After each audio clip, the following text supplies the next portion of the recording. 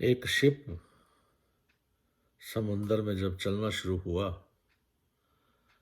तो कहीं अचानक से एक पक्षी जो उस शिप पर बैठा था वो उस शिप के ऊपर बैठा बैठा इतनी दूर निकल गया, बीचों बीच समुंदर में। और बार बार वो उड़ता पक्षी कहीं और जाने की सोचता तो चारों तरफ समुंदर ही समुंदर है। अब उसको मौत ही नजर आती है। बार बार आकर उड़ान वो भरता और वापस आके उसी शिप का सहारा लेता है। ऐसे ही निरंकार मेहर करे कि अक्सर वाणी में भी कहा है कि ये जो अग्न सागर है, ये जितना भी संसार है इसको अग्न सागर कह दिया। क्योंकि कहा भी है ना, सुख दुख दोनों कपड़े पहरे आए मनुख। दातार मेहर करे महाराज, ऐसे ही हमारा भी एक ही सहारा है, ये निराकार दातार। इसीलिए साथ संगत, हजूर ने कहा कि साथ संगत बहुत ज़रूरी है, सिमरन बहुत ज़रूरी है। तो दातार मेहर करे कि जितना जितना हम इस निराकार दातार का सिमरन करते हैं उतना उतना हमारे मन को एक ऐसी अवस्था प्राप्त होती है, स्थिर स्थिर अवस्था, एक ऐसी सहज अवस्था एक प्राप्त होती है। दातार मेहर करे जी। ऐसे ही अरदास भी हम किया करते हैं कि तुम ठाकुर तुम पे अरदास, जियो पिंड सब तेरी रास। तुम मात पिता हम बारक तेरे, तुमरी कृपा ते सुख गनेरे। कोई न जाने तुमरा अंत, ऊंचे से ऊंचा भगवंत। सगल सामग्री तुमरे सूत्रधारी, तुम ते होते आज्ञाकारी।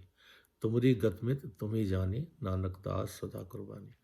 दातार मेहर करे महाराज के ऐसे ही संतों महात्माओं का संग मिलता रहे और ऐसे ऐसे संतों के भी संग मिले जो हमें मार्ग, सही मार्ग दिखाते रहे। क्योंकि जब जब भी हम इस अकाल पुरख निराकार से हमारा नाता जुड़ता है उतना उतना एक धैर्य, एक सहज अवस्था हमें प्राप्त होती है। तो कृपा करो, कहा भी है कि श्वास श्वास सिमरो गोविंद, मन अंतर की उतरे चिंत। वाणी में भी जिक्र आता है, तन तन राजा जनक है, जिन सिमरन कियो विवेक। एक घड़ी के कारण पापी तरे। दास ने अनेकों बार उस महात्मा का जिक्र किया।